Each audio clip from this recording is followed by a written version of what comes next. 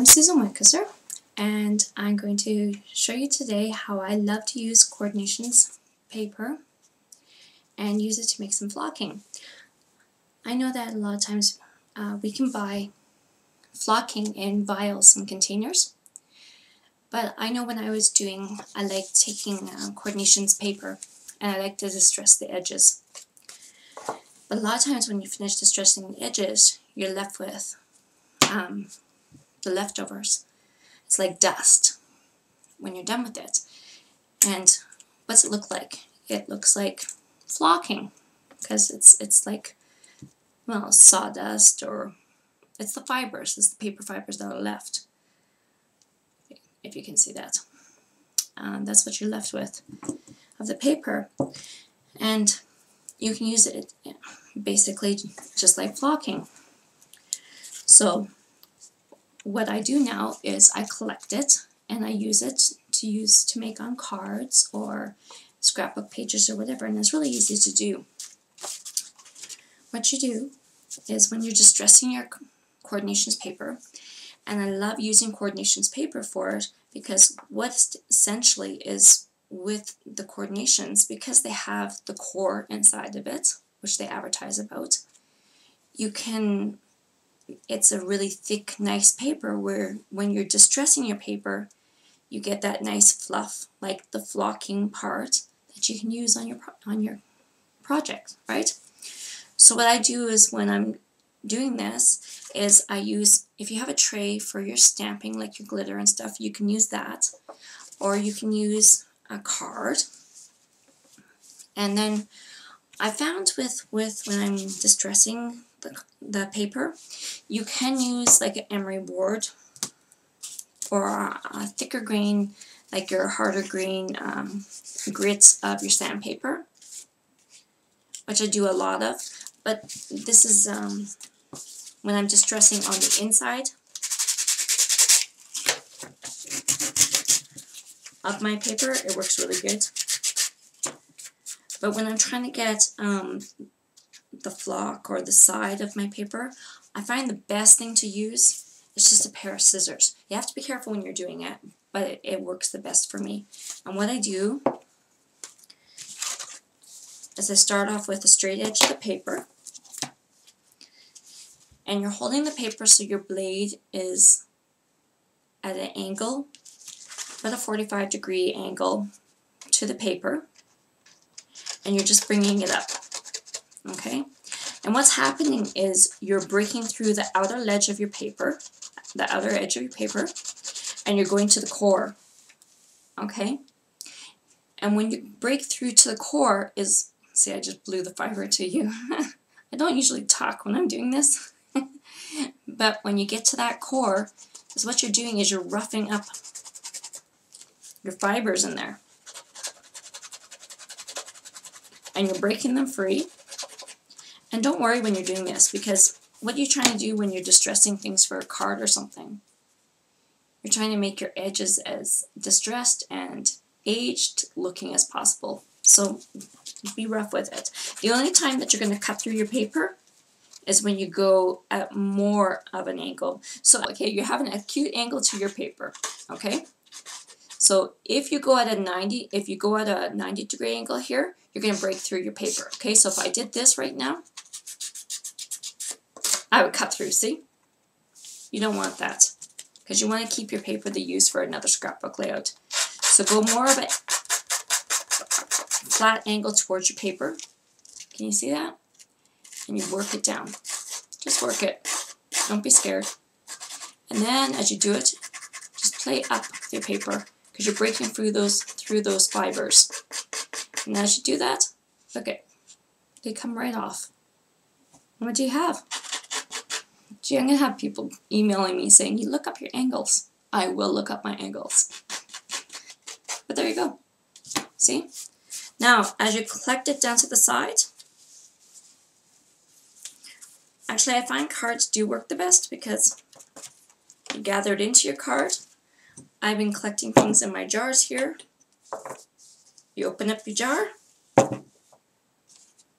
and yeah, tap it in. And that's it. you have some flocking. Then you can just keep your scrapbook papers and you can make your card. Now quickly I'll just show you the best thing to do to glue it on. You want to use a glue that's not glue stick glue. Doesn't work the best for it. I have found that you want something that's more a really nice permanent glue, more that you can spot right on. So I'm going to put this on. This is Cure Takes two-way glue here. That's really kind of, it's nice and fast and quick. And what I like is for things like glitter and stuff, I found that they have a they're two-way squeeze and roll glue, which is like a ballpoint pen. Here, I'll show you it quick here. See, that's what I like to use with their with whenever I'm using glitter. I'm not a glitter person. I love talking about glitter. I love looking at glitter, but I have the worst luck with glitter. It seems to go everywhere. It's in my hair. It's everywhere. Anyway, I'm going to put some flocking on this bird. And what you do with it is it's like a pen. You just trace it out. See, the glue just goes around like that. I traced out my bird. I'm going to use a little bit of the green that we just did. So you just take it out. Now this flocking is a little bit different than the stuff you buy just because it is paper, so it's the paper fibers are going to want to stick back together. They're going to be, okay, so you have to, like a fabric or whatever, you want to have to convince it to go where you want it to go, which is actually kind of fun because you can almost mold it and put it where you decide you want it to go, which I like it. It's sculpting. A little bit more on his tail. Look at that. Isn't that cute? Okay. And then I think quickly I will just put a little bit around the edge too.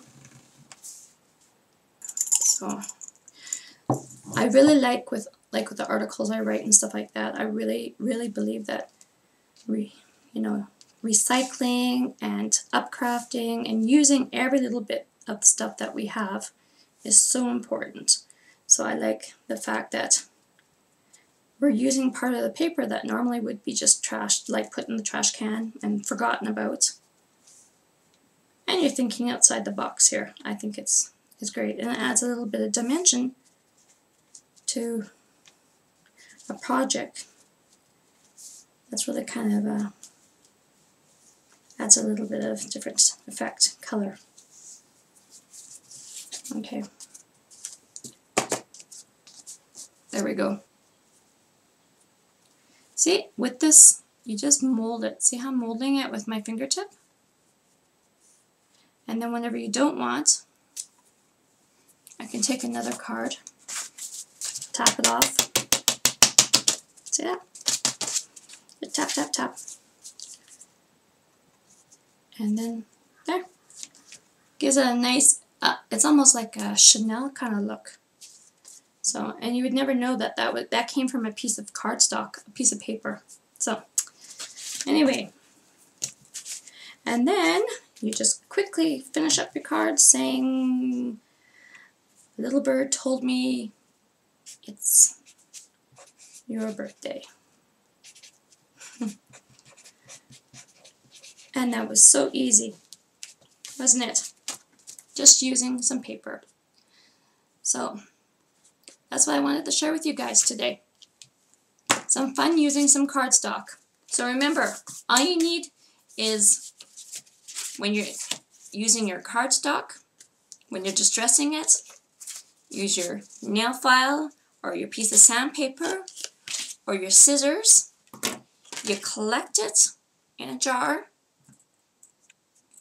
using an envelope or your tray, and then you can make a really fantastic card. Thanks for joining me today. Talk to you later. Bye.